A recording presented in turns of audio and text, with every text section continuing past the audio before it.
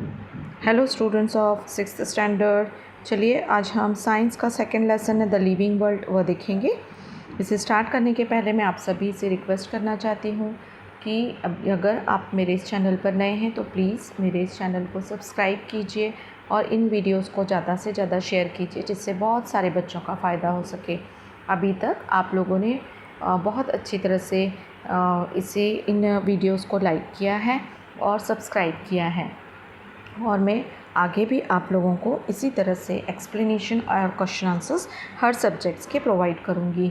5th, 6th और 7th के maths को छोड़कर बाकी के सब्जेक्ट्स में आपको वीडियोस दिए जा रहे हैं, तो आप उन्हें प्लीज़ फॉलो कीजिए और क्वेश्चन आंसर्स भी देखिए और ज़्यादा से ज़्यादा शेयर कीजिए जिससे बहुत सारे बच्चों का फ़ायदा हो सके। चलिए हम स्टार्ट करते हैं।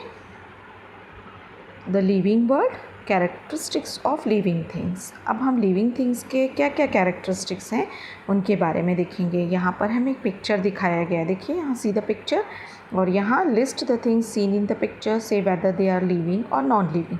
तो इस पिक्चर में हमें बहुत सारे लिविंग और नॉन लिविंग थिंग्स दिख रहे हैं। तो लिविंग थिंग्स में हमें ऑलरेडी दिख रहा है ना क्या क्या जो हैं लिविंग थिंग्स हैं। जैसे ये है हैन है, उसके चिक्स हैं, छोटा पपी है, बॉय है, गर्ल है और ऊपर से यहाँ पर देखिए ऊपर भाग में हमें कुछ बर्ड्स हैं दिखाई दे रहे हैं, ट्री है। तो ये सब लिविंग थिंग्स में हमें दिखाई दे रहे हैं और बाकी के जो ऑब्जेक्ट्स हमें दिखाई दे रहे हैं जैसे घर है, फैंस है, बकेट है, यह फुटबॉल है, काइट है, ये सब नॉन लिविंग थिंग्स में आते हैं। क्लाउड है ना। तो अब हम क्या कैरेक्टरिस्टिक्स होते हैं लिविंग थिंग्स के वो हम देखेंगे। लिविंग थिंग्स हमें अच्छी तरह से समझता है ना कि जो भी जीवित हैं, चाहे वो प्लांट्स हो, एनिमल्स हो, तो वह सारे हम क्या कहलाते हैं, लिविंग थिंग्स कहलाते हैं। हम ह्यूमन बींग्स भी इसी तरह से लिविंग बींग्स में आते हैं। चलिए देखते हैं। There are many kinds of plants and animals around us. They show some similarities and some differences, yet with the help of certain features we can tell that they are all living things.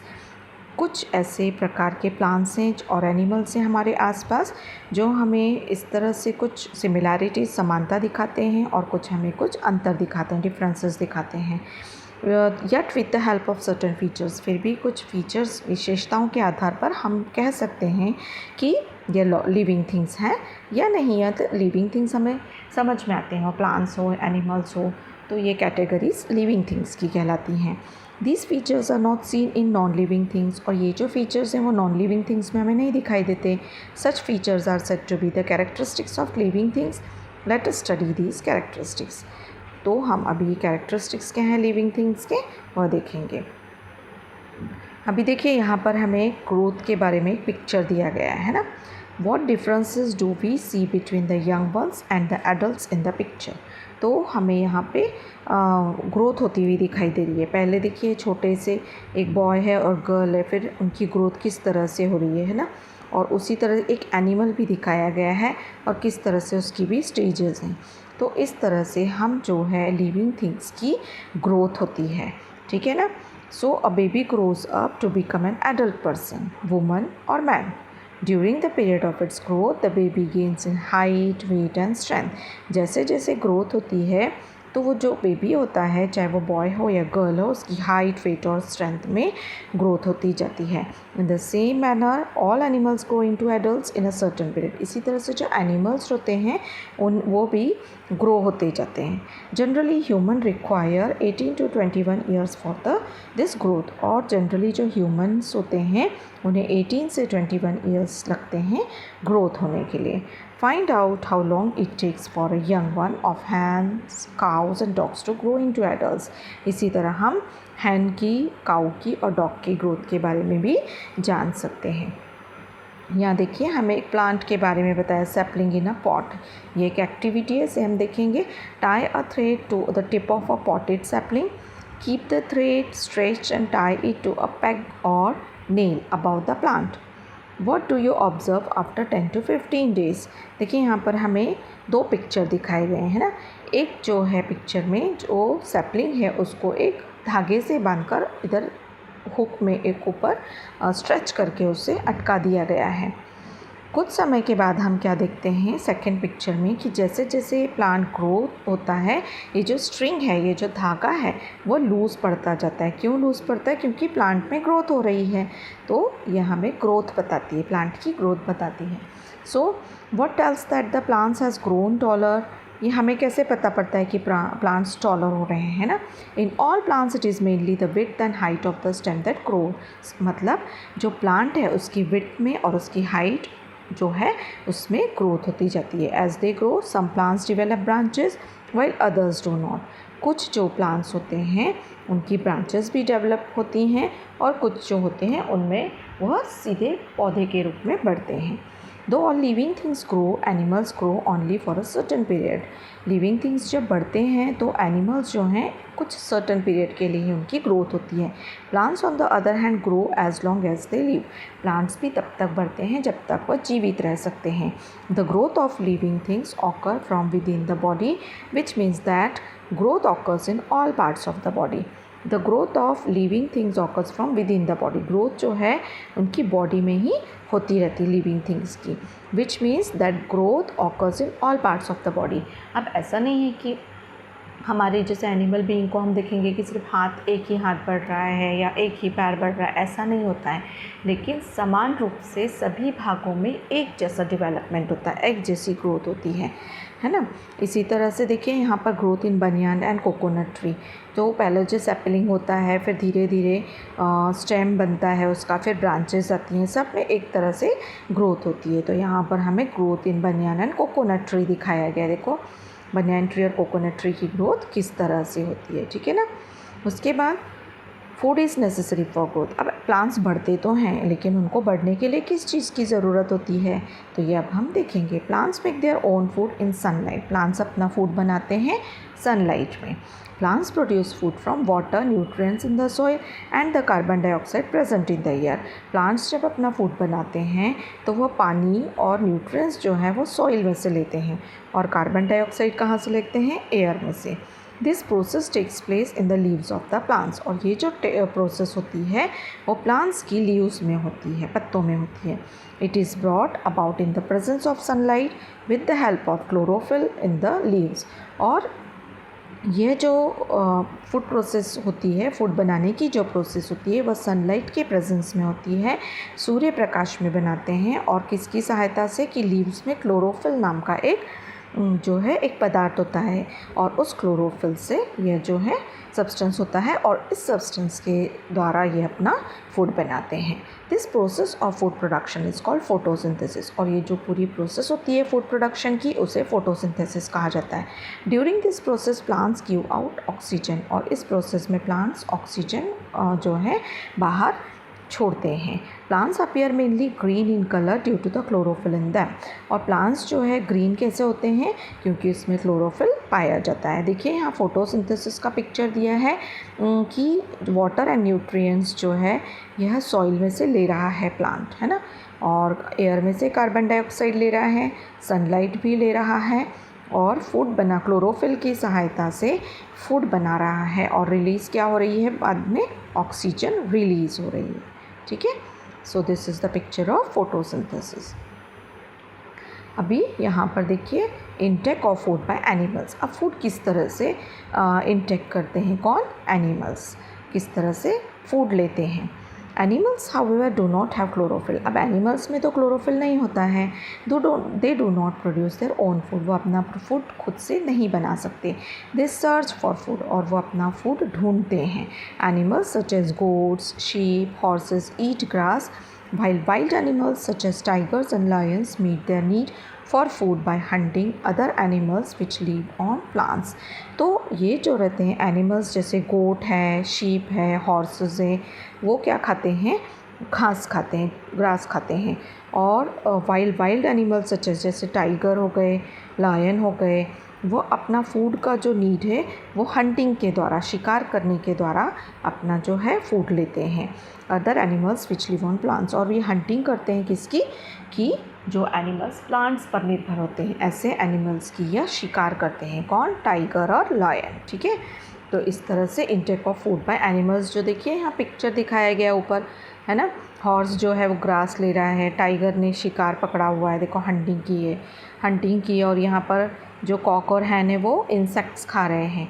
इसी तरह ये एक और है, देखो bird, ये क्या ले रहा है, फ़िश ले रहा है, फ़िश जो है पानी में से पकड़ रहा है। इस तरह से ये फूड लेते हैं। So the intake of food and the resultant growth is an important characteristics of living thing. तो क्या इंपॉर्टेंट कैरेक्टरिस्टिक है लिविंग थिंग का कि फूड इंटेक लेना, किस लिए, ग्रोथ होने के लिए। अब फर्स्ट हमने ग्रोथ देखा, अब हम देखेंगे रिस्पिरेशन। तो लिविंग थिंग्स जो हैं, लिविंग बींग्स जो हैं वो रिस्पिरेशन करते हैं, मतलब सांस लेते हैं और छोड़ते हैं। तो किस तरह से रिस्पिरेट करते हैं ये देखिए, hold your hand in front of your nose और keep your hand on your chest. What do you feel? अब जब हम अपना हाथ अपने नोज़ के पास में रखते हैं और एक हमारे हाथ जो है अगर हम चेस्ट पे रखते हैं तो हमें रिस्पिरेशन की प्रोसेस महसूस होती है। नोज़ से हम ऑक्सीजन अंदर लेते हैं, इंटेक करते हैं, इनहेल करते हैं और हम जो कार्बन डाइऑक्साइड है वो एक्सेल करते हैं। इस तरह हम रिस्पिरेशन करते हैं। If you observe a sleeping dog, What movement of its belly do you see? तो हम जब एक स्लीपिंग डॉग को देखते हैं तो उसकी हमें क्या पता पड़ती है कि वो किस तरह से रिस्पिरेट करता है। तो वो मूवमेंट जो है हमको उसकी बेली में दिखाई देती है। Living things need oxygen in order to live, inhaling oxygen and exhaling the carbon dioxide formed in the body due to the use of oxygen is called respiration. So what is the process of respiration? So living things क्या करते हैं, oxygen inhale करते हैं and they exhaling the carbon dioxide. So this process is called respiration. Animals such as fish, snake, mouse etcetera have specific organs for respiration. इसी तरह जो fish, snake और mouse होते हैं, these are the animals which have specific organ for respiration. On the other hand, plants respire by means of microscopic pores on their stem and leaves. As the living things are respirate, the other living things such as plants and plants also respire by means of microscopic pores. They have pores on their branches or their stems. So वो क्या करते हैं, और leaves में, stems में और leaves में उनके पोर्स होते हैं, बहुत बारीक पोर्स होते हैं जिससे वो रिस्पिरेशन की प्रोसेस करते हैं। इसी तरह फ़िश जो होती है उसमें जो गिल्स होते हैं उसके थ्रू वो रिस्पिरेट करती है। ठीक है, इधर देखिए हमें पिक्चर में अ लीफ ऑफ प्लांट दिखाया और छोटे छोटे पोर्स भी दिखाए गए हैं ना। So this is the process of respiration in living things. So respiration is a characteristic of living things. First हमने देखा कि ग्रोथ जो है वो फर्स्ट उनका कैरेक्टरिस्टिक है, फिर रिस्पिरेशन भी लिविंग थिंग्स का कैरेक्टरिस्टिक है। नाउ द नेक्स्ट है एक्सक्रीशन। एक्सक्रीशन क्या है, तो waste substances are form during the many process that take place in the bodies of animals. These are called excreta and the process of eliminating them from the body is called excretion. So जो waste substances होते हैं वो इन animals में या फिर in living beings में form होते हैं। लिविंग थिंग्स में जब ये वेस्ट सब्सटेंसेस फॉर्म होते हैं तो वो अपने एनिमल या फिर प्लांट्स जो होते हैं वो अपनी बॉडी से उस वेस्ट को निकालते हैं। That process is called excreta and the process of eliminating them from the body is called excretion. और जब ये एलिमिनेशन की प्रोसेस होती है उसे एक्सक्रीशन कहते हैं। Animals have specific organs for excretion. हमें पता है कि एनिमल्स जो हैं उन्हें स्पेसिफिक ऑर्गन्स होते हैं एक्सक्रीशन के लिए, वेस्ट प्रोडक्ट निकालने के लिए। वाइल प्लांट्स जो होते हैं दे टू एक्सक्रीट, प्लांट्स भी एक्सक्रीट करते हैं, वेस्ट जो प्रोडक्ट्स हैं वो मटेरियल है वो निकालते हैं। For example some plants shed leaves in a specific season. हम देखते हैं ना बहुत से जो पेड़ होते हैं, ट्रीज़ होते हैं, उनके पत्ते जो हैं वो झड़ जाते हैं, तो उसे हम क्या कहते हैं कि यह भी एक प्रकार का एक्सक्रीशन है। Waste substances stored in the leaves of plants are shed along with the leaves. तो ये जो लीव्स हैं प्लांट्स की जब निकलने लगती है तो इसे हम क्या कहते हैं, ये अपना वेस्ट जो है वो एक्सक्रीट करता है और उसके बाद फिर तुरंत नए पत्ते भी हमें देखने को मिलते हैं ना। Take a transparent plastic bag, tie it over a leaf of a plant as shown in the picture. देखिए एक लीफ है, उसके ऊपर अगर हमने ट्रांसपेरेंट प्लास्टिक बैग लगा दिया तो observe it after 6 to 7 hours, उसके बाद हम 6 से 7 घंटे बाद उसको ऑब्ज़र्व करेंगे. व्हाट डू यू सी, तो हमें क्या दिखाई देगा? Droplets of water collect on the inside of the bag. It means that plants excrete water in the form of vapour. तो हम कुछ समय के बाद अगर उसको ऑब्ज़र्व करेंगे तो हम क्या देखेंगे कि उसमें जो है बैग में ड्रॉपलेट्स दिखाई देते हैं, पानी की जो है बूंदें दिखाई देती हैं हमें. तो इसका क्या मतलब है कि प्लांट्स जो हैं पानी को एक्सक्रीट करते हैं, किस फॉर्म में? वेपर के फॉर्म में. So excretion is a characteristic of living things. So excretion जो प्रोसेस है वो भी लिविंग थिंग्स का एक कैरेक्टरिस्टिक है. Now what is the sticky substance seen on the stems of babul और ड्रम स्टिक ट्रीज. देखो कुछ कभी कभी ना हमें स्टिकी चीज़ कभी कभी किसी प्लांट की ब्रांच में से निकलती हुई दिखाई देती है हमें, तो जिसे हम गम भी कहते हैं. तो गम भी एक तरह का एक्सक्रीशन होता है, ठीक है ना. उसके बाद हम यहाँ पर देखेंगे have you experienced this, what happened immediately after the following action. यहाँ पर हमें कुछ ऑब्ज़र्व एंड डिस्कशन के पॉइंट्स दिए हैं जिसे हम देखेंगे.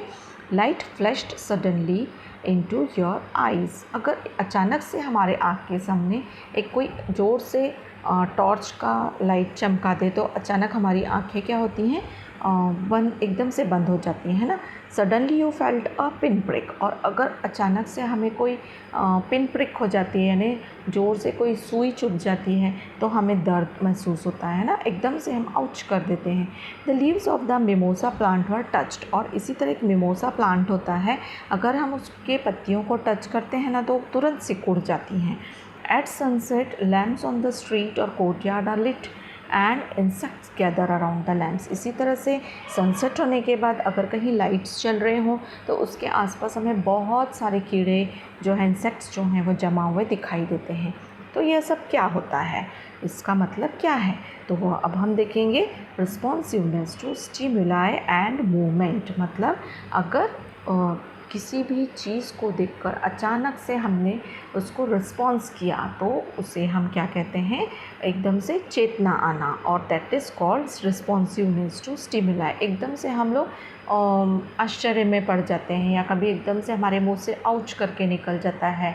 अचानक से कुछ हम देख लेते हैं तो हम सरप्राइज्ड हो जाते हैं. तो यह जो चीज़ है उसे हम कहते हैं responsiveness to stimuli and movement. और मूवमेंट मतलब हम एकदम से हलचल करने लगते हैं. तो यह भी एक कैरेक्टरिस्टिक है किसका? लिविंग थिंग्स का.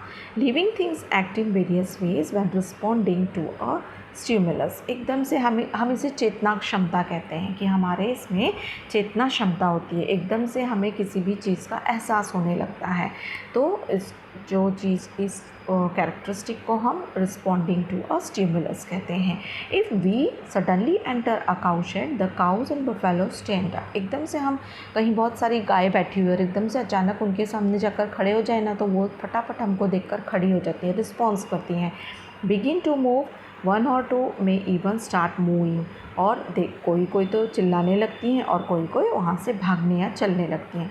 These are all movements. इसे हम हलचल या मूवमेंट्स कहते हैं, ठीक है ना. अ creeper planted in the courtyard leans towards a support. इसी तरह अगर हम कोई बेल लगाते हैं ना तो हम देखते हैं कि वो बेल जो है किस ओर बढ़ती है जहाँ उसे सहारा मिलता है, वो बराबर सपोर्ट देखती है और उस तरफ बढ़ने लगती है. A potted plants placed in a window grows towards sunlight. एक पॉट में हमने प्लांट लगाया है और उसे अगर विंडो में रख दिया है ना तो वो प्लांट किस तरफ बढ़ेगा? जहाँ उसे सनलाइट मिलेगा. It means that plants to show movement. इसका मतलब जो प्लांट्स है ना वो भी हमें मूवमेंट दिखाता है. Living things move of their own accord. और लिविंग थिंग्स जो है ना वो इसी तरह से मूव करते हैं जहाँ उन्हें चेतना क्षमता जो उनका कैरेक्टरिस्टिक है वो तुरंत वह दिखाते हैं। द मूवमेंट और the change taking place in living thing at such a time is their response to a stimulus. और इस तरह से वो मूवमेंट करते हैं जहाँ उन्हें थोड़ी बहुत भी जो है चेतना आती है वहीं वो तुरंत मूवमेंट करना स्टार्ट कर देते हैं। And event that occurs in our surrounding is stimulus. The ability of living things to respond to a stimulus is called their responsiveness to stimuli. इस तरह एक ability अगर living thing में है कि वह रिस्पॉन्ड करती है स्टिमुलस होकर, तो हम उस प्रोसेस को रिस्पॉन्सिवनेस टू स्टिमुलाई कहते हैं। So responsiveness to stimuli is a characteristic of living thing. यह भी एक लिविंग थिंग का कैरेक्टरिस्टिक कहलाता है। नेक्स्ट हम देखेंगे रिप्रोडक्शन क्या होता है। What do we learn from this picture. देखिए हम यहाँ पर हमें कुछ पिक्चर्स दिखाई दे रहे हैं। बर्ड एंड इट्स एग्स हैं, फिर हमें यहाँ पर हॉर्स है ना, मेयर एंड हर फोल दिखाई दे रहा है।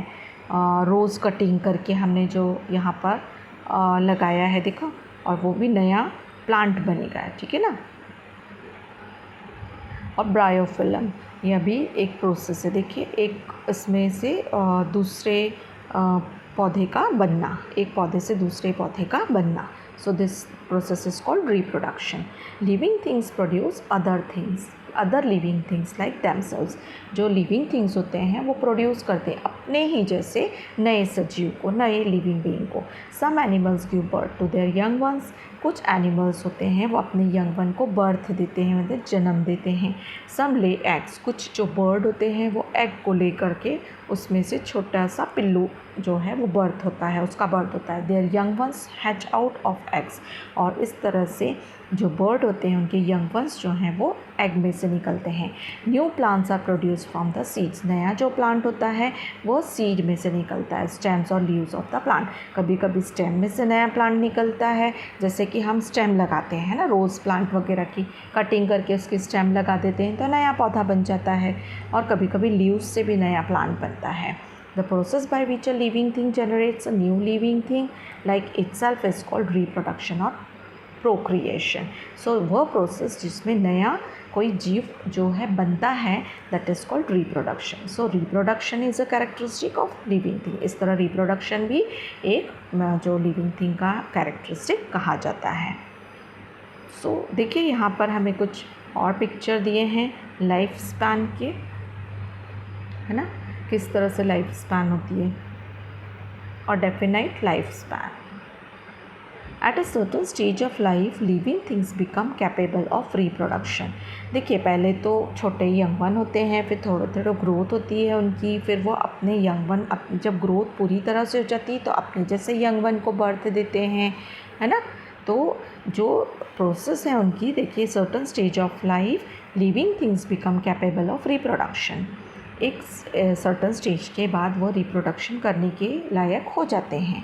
Letter on in life reproduction stage their organ become weak and still later the life comes to an end. और धीरे धीरे जो लिविंग बीइंग्स होते हैं उनके ऑर्गन जो हैं वो क्या होते जाते हैं, वीक पड़ते जाते हैं, कमज़ोर पड़ते जाते हैं, और बाद में फिर जो है उनकी लाइफ जो है वो समाप्त हो जाती है। In other words living things die. इसका मतलब जो हर लिविंग थिंग्स जिसका बर्थ होता है, ग्रोथ होती है, आगे वो बढ़ते हैं, उसके बाद लास्ट में उनके ऑर्गन्स वीक होने की वजह से उनकी बाद में जो है डेथ होती है। सो ये भी एक कैरेक्टरिस्टिक है। So the life spans of different animals and plants are different. अब जो भी डिफरेंट प्रकार के एनिमल्स होते हैं उनकी लाइफ स्पैन जो है वह भी डिफरेंट होती है। For example the life span of a dog is about 12 to 18 years. मतलब डॉग जो है वो कब तक जीवित रहता है, 12 से 18 ईयर्स में। While the ostrich lives for 15 years. और ऑस्ट्रिच कब तक रहता है, 50 ईयर्स तक। You may have wondered what exactly the living things are, how they came into being and so on. तो आपको यह जानकर बहुत वंडर होगा, आश्चर्य होगा कि what exactly the living things are, living things exactly क्या हैं, how they came into being, और किस तरह से वह अस्तित्व में आते हैं और किस तरह से वह आगे बढ़ते हैं। ठीक है। The life span of a giant turtle found on the Galapagos Island in South America is about 170 years। देखिए साउथ अमेरिका के इस आइलैंड में एक जो क्या है जाइंट टर्टल है, बहुत विशाल ऐसा एक टर्टल है जिसकी जो आयु है वह 170 ईयर्स है। On the other hand the life span of the mayfly ranges from 1 hour to 24 hours. इसी तरह एक मे फ्लाई देखिए यहाँ पर दिखाई गई है हमें, उसकी लाइफ कितनी होती है, सिर्फ 1 आवर से 24 आवर्स, है ना। तो डिफरेंट एनिमल्स का जो लाइफ स्पैन है वो डिफरेंट होता है। अब observe a honeycomb and a wall, what are they made of. अभी हम यहाँ पर देखिए हनीकॉम दिखाई दे रही है हमें, हनीकॉम दिखाई दे रहा है हमें। तो you may have seen the small compartments of a honeycomb, हमें उनके डिफरेंट कंपार्टमेंट्स भी दिखाई दे रहे हैं ना। These compartments are joint together to form a honeycomb, और यही सारे जो है कंपार्टमेंट्स हैं, जो सेल्फ है वो मिलकर क्या बन रहा है, हनीकॉम बन रहा है। अ वॉल हैज़ ब्रिक, इसी तरह जो वॉल है, दीवार है, उसमें वो कैसे बनी होती है, ब्रिक से बनी होती है। To construct a wall we formally join the bricks, और एक वॉल को बनाने के लिए हमें ब्रिक्स को जो है बहुत अच्छी तरह से फॉर्मली जोड़ना पड़ता है, ठीक है ना। So a cellular structure, living things are made up of small units called cells. तो इसी तरह जो लिविंग बींग्स जो होते थिंग्स होते हैं उनका जो भी स्ट्रक्चर है वो किससे बना होता है, स्मॉल यूनिट्स जिसे हम सेल्स कहते हैं। All the actions and processes in the bodies of living things are brought about with the help of this microscopic cells, और जितने भी एक्शंस और प्रोसेस हैं लिविंग थिंग्स के वो किससे आते हैं, with the help of this microscopic cells. और इन्हीं माइक्रोस्कोपिक सेल मतलब बहुत ही सूक्ष्म होते हैं, इसलिए उन्हें माइक्रोस्कोपिक सेल्स कहा जाता है। तो उनकी हेल्प से यह जो स्ट्रक्चर है, जो लिविंग थिंग है वो बनते हैं। यहाँ पर देखिए हमें अमीबा दिखाया है, पैरामोशियम है, कॉकरोच है ना, पिजन, ये सब दिखाए गए हैं। Some living things are made up of single cell, इस तरह कुछ लिविंग थिंग्स जो हैं वो सिंगल सेल के बने होते हैं। These are called unicellular organism. तो सिंगल सेल से बनने वाले जो होते हैं लिविंग थिंग्स उन्हें यूनिसेल्युलर ऑर्गेनिज्म कहा जाता है, जिसे हम ऊपर देख रहे हैं अमीबा और पैरामोशियम। On the other hand, the living things that are made up of many cells are called multicellular organism। और जो living things होते हैं बहुत सारे cells से मिलकर बनते हैं, उन्हें multicellular organism कहा जाता है। The amoeba and some other microorganisms are unicellular, while the man, cow, mouse, cockroach, elephants, banyan tree, the onion plant, etc. are all multicellular organism। So the amoeba और other जो microorganism होते हैं वो unicellular कहलाते हैं, जबकि man, cow, mouse, cockroach, elephants, banyan tree जो हैं और ऑनियन प्लांट जो हैं वो मल्टी सेल्युलर ऑर्गेनिज्म जिनके बहुत सारे सेल्स से मिलकर बने होते हैं ऐसे ऑर्गेनिज्म कहलाते हैं। All the characteristic of living things are seen in every cell of living things. तो यह सारे जो कैरेक्टरिस्टिक हैं वो हमें किसी भी तरह के लिविंग थिंग्स में दिखाई देते हैं, वेदर इट इज़ यूनिसेल्युलर और मल्टी सेल्युलर, चाहे वो यूनिसेल्युलर हो चाहे वो मल्टी सेल्युलर हो। तो सेल्युलर स्ट्रक्चर भी जो है यह भी main characteristic of living things कहलाता है। Cellular structure is the main characteristic of living things even though the number of cells में वेरी, चाहे उनके सेल्स के नंबर सिंगल हो चाहे मल्टी सेल्युलर हो, लेकिन यह सेल्युलर स्ट्रक्चर उनका कैरेक्टरिस्टिक है, विशेषता है। यहाँ देखिए वेरियस लिविंग थिंग्स हमें दिखाई गए हैं यहाँ पर, चाहे वो किसी भी सेल से बने हो, किसी भी मल्टी सेल्युलर हो चाहे वो यूनिसेल्युलर हो, लेकिन उनका बॉडी स्ट्रक्चर जो है सेल्स से बनता है, ठीक है। Institutes at work. The institutes that work for the survey and conservation of the various plants and animals in different parts of India are the Botanical Survey of India 1890 and the Zoological Survey of India 1916 respectively. In case you find an unfamiliar plant or animal in your surrounding, you can communicate with these institutes to obtain more information about it. तो institutes जो हैं वो काम करते हैं किस बारे में, सर्वे करते हैं कि जो प्लांट्स और एनिमल्स हैं वो किस तरह से उनका कंजर्वेशन होता है। सो इसके लिए जो है बोटानिकल सर्वे ऑफ इंडिया और जूलॉजिकल सर्वे ऑफ इंडिया जो है यह काम करते हैं, ठीक है। अभी ये यूज़फुल लिविंग थिंग्स क्या होते हैं और हार्मफुल लिविंग थिंग्स क्या होते हैं, ये अब हम नेक्स्ट वीडियो में इसके बारे में देखेंगे। तो आप सेकेंड पार्ट ज़रूर फॉलो कीजिए।